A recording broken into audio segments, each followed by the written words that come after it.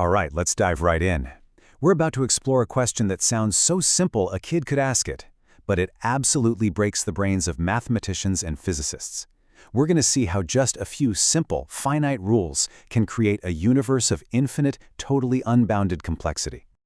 So it all starts here. Such a basic question, right? Can you always just add 1? Is there really a biggest number? In your head, the answer feels like a clear, obvious, yes, of course.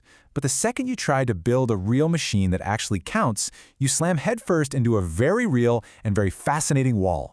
And this is the central conflict we're dealing with. On one hand, you've got the pure idea of numbers, which just go on forever. But on the other hand, you have a physical thing, like a computer. And inside that machine, numbers have a hard limit. For a simple 8-bit counter, the biggest number is 255. So what happens when you add 1? You don't get 256. It flips, like an old car's odometer, all the way back to 0.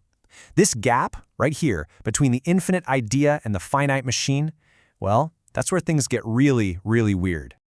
And this whole thing brings up a truly mind-bending point about the difference between just being able to name something and actually being able to compute or understand it.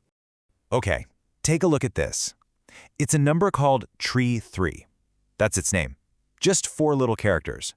But the number it represents is so ridiculously, incomprehensibly vast that if you tried to write it down, you'd use up every single atom in the known universe as a drop of ink, and you would barely have even started. We can name it in an instant, but we literally cannot even begin to imagine its actual scale. And that is the absolute heart of it.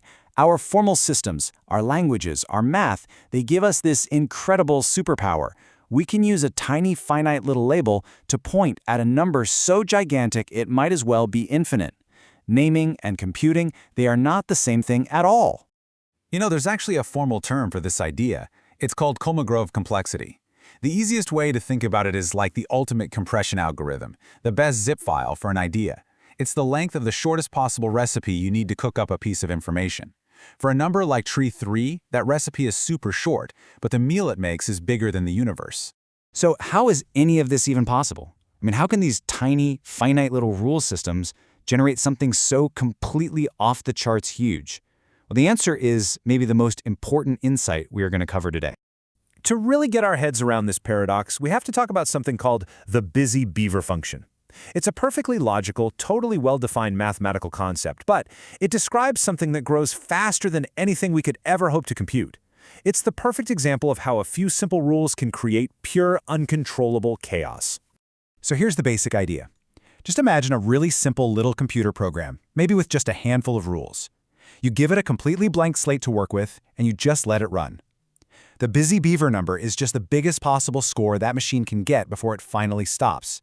The rules are finite, the machine is simple, but the result is absolute, beautiful chaos. Now here's what's wild. We've only figured out the answer for the first handful of busy beaver numbers. We know the fifth one is 4098. But what if you ask for, say, the 7,918th one? You hit a wall, a fundamental wall. I don't mean it's just too hard to calculate. I mean it is provably impossible to find that number using our standard system of mathematics. Let that sink in for a second. There's a real specific number out there that our entire system of logic simply cannot reach. So here's the crucial point, the big reversal. This infinite potential isn't a bug, it's not some weird edge case, it's a fundamental feature. It turns out that our math and logic are unbounded because they're built on finite rules. That very finiteness is the engine that generates a totally inexhaustible, endless universe of possibilities. And believe me, this isn't just some abstract game that mathematicians play. It turns out this is a secret that the universe itself has been screaming at us for about 100 years now. The 20th century was basically one long funeral for the old, predictable, clockwork universe. And it wasn't just one discovery, it was this amazing convergence. You had Godel in logic, proving that any system will have true things it can't prove. You had Turing in computation, proving some problems are just plain unsolvable. And then you had quantum mechanics in physics, showing that at its very core, reality is fundamentally random. Logic, computers, and physics, they all crashed into the exact same wall, just from different directions. And this gives us a brilliant new picture of reality. See, we used to think our logical systems were built on solid bedrock, an unshakable foundation of truth. But now we understand they're much more like a raft. We built it, It floats, and it gets us where we need to go. But it's not the only possible raft we could have built. And you know, our modern raft even has a name. It's called ZFC set theory. You can think of it as the basic operating system for almost all of modern mathematics. It's the set of rules we've all agreed to play by, and it works beautifully, most of the time. But, as we saw with that busy beaver number, it has its limits. There are real mathematical truths floating out there in the ocean that our particular raft just can't reach. But here's the really incredible twist. This isn't a bug, it is a feature. A universe with a totally complete, closed, predictable logic would be a dead universe. It would just be a giant static crystal, a lookup table where nothing new could ever really happen.